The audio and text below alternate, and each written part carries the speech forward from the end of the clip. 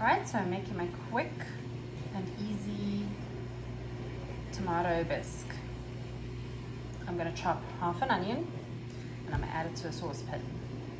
Alright, I'm going to add about a tablespoon of olive oil, and this is relatively hot.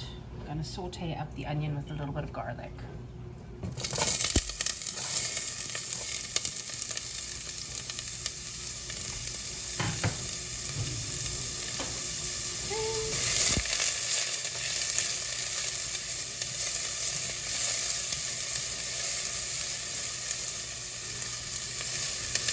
I don't know if you can see in the pot, but I'm just going to cook these until they're a little bit fluffy and a little bit translucent. It doesn't matter because you're going to add them to broth.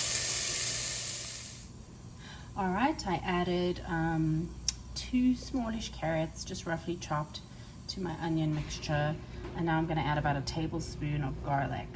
I forgot celery, so my husband's going to be the hero and go and get me some celery, but you normally add like a rib of celery to this as well, and you chop it kind of small, but you don't have to worry because you're going to use an immersion blender when this is all said and done. Alrighty, stay tuned. Alright, I've added about a tablespoon of garlic. I don't know if you can see it there in the bottom. I've added my friend's salsa mix, just about a I want to say a teaspoon.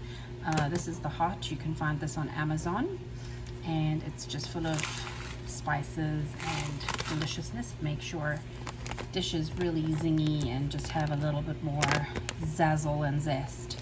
So yeah, I'm going to saute that up for about a minute.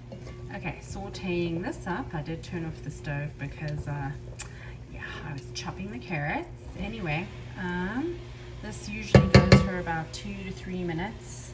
You can see the onions are now translucent, and next I'm going to be adding the broth and the tomatoes. Okay, so I'm going to add 2 of these diced tomatoes and tomato juice. What are they? 14.5 ounces. And then I added a whole box of chicken broth. If you're veggie, just add vegetarian or veggie broth. I normally have like fire roasted or the plum tomatoes or the San Mazzanos, but these are what I had in my pantry, so I'm cleaning out my pantry. Okay, so I'm going to add a little bit of this Italian seasoning. It's just dry herb mix. You add whatever you want. If you want to add fresh basil, that's great. If you only have oregano, add a little oregano. The reason I use that mixed blend is, you know, I don't want it to taste like marinara because, you know, we're making a soup, but you know what, anything will work. I'm pretty sure it'll be fine. All right, I'm going to use my immersion blender till it's a little bit smooth. I grated a rib of celery in. I had forgotten to add the celery, if you can recall, and it cooked up really quick. So yeah, it's complete, and then I'm going to add half a cup cream.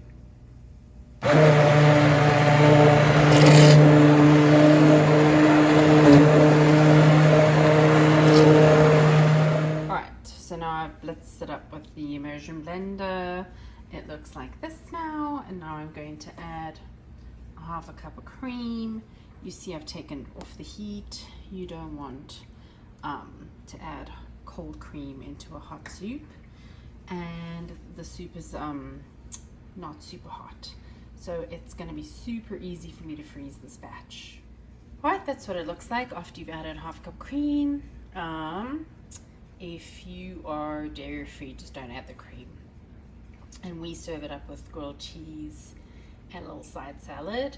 I'm going to freeze this so it freezes really well. And of course it's not super hot, so I'm going to put it straight into the freezer. I don't have to wait for it to cool down. Yeah. I hope you like this recipe. Enjoy.